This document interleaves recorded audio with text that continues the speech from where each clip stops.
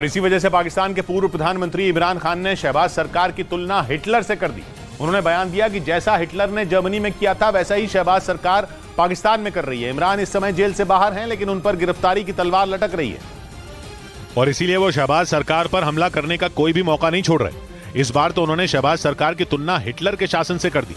उन्होंने एक तस्वीर शेयर की और लिखा कि जैसे हिटलर ने अपने विरोधियों को कुचलने के लिए आगजनी का इस्तेमाल किया था, आज वैसा ही पाकिस्तान में भी हो रहा है। उन्होंने शहबाज सरकार पर उनकी पार्टी को खत्म करने की कोशिश का भी आरोप लगाया और बयान दिया कि पीटीआई नेताओं के घर में घुसकर उन्हें जबरदस्ती गिरफ्तार किया जा रहा है और ऐसा लग रहा है जैसे पाकिस्तान में लोगों की आजादी छिन चुकी है। उधर पश्चिम बंगाल के दक्षिण 24 परगना में अवैध तरीके से पटाखा बनाते हुए एक घर में विस्फोट हो गया और आग लगने से 2 लोगों की मौत हो गई। इस घटना में एक 8 साल की बच्ची और उसकी मां झुलस गई, जिसके बाद मौके पर पहुंची पुलिस ने जांच शुरू की और भारी मात्रा में पटाखे बरामद किए। जानकारी के मुताबिक दक्षिण 24 परगना के बजबज में एक मकान में अवैध तरीके से पटाखे बनाए जा रहे थे। इसी दौरान वहां विस्फोट हो गया और 2 लोगों की जान चली गई। इससे पहले पूर्वी मिदनापुर के एगरा में भी एक अवैध पटाखा फैक्ट्री में ब्लास्ट हुआ था, जिसमें 9 लोगों की जान चली गई थी। जिसके बाद बीजेपी ने इस मामले की जांच एनआईए को सौंपने की मांग की थी और अब एक बार फिर बंगाल में पूर्वी मिदनापुर जैसी घटना से हड़कंप मच गया। इस बीच यूरोप के देश क्रोएशिया में एक विमान हादसे का शिकार हो गया। इस हादसे में पायलट समेत 3 लोगों की मौत हो गई। हालांकि विमान में कितने लोग सवार थे इसका पता नहीं चल सका।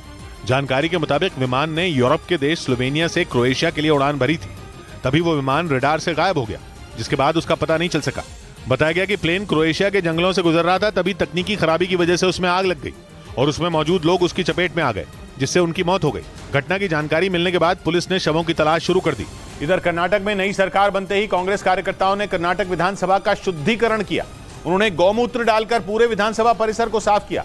कर्नाटक के deputy CM DK Shivakumar पहले ही कह चुके थे कि सत्ता में आते ही वो विधानसभा का शुद्धिकरण करवाएंगे और कांग्रेस कार्यकर्ताओं ने वही किया। उन्होंने पूरे विधानसभा परिसर का शुद्धिकरण किया। कांग्रेस कार्यकर्ताओं के साथ एक पंडित भी पहुंचे, जिन्होंने विधानसभा के बाहर नारियल रखकर पूजा की और फिर कार्यकर्ताओं के साथ पूरे परिसर में गोमूत्र का छिड़काव किया। विधानसभा चुनाव से पहले डीके शिव कुमार ने कहा था कि जब कांग्रेस सत्ता में आएगी तो सबसे पहले गोमूत्र और डेटॉल से विधानसभा का शुद्धिकरण करवाएगी। उन्होंने यह ऐलान बीजेपी सरकार पर निशाना साधते हुए किया था।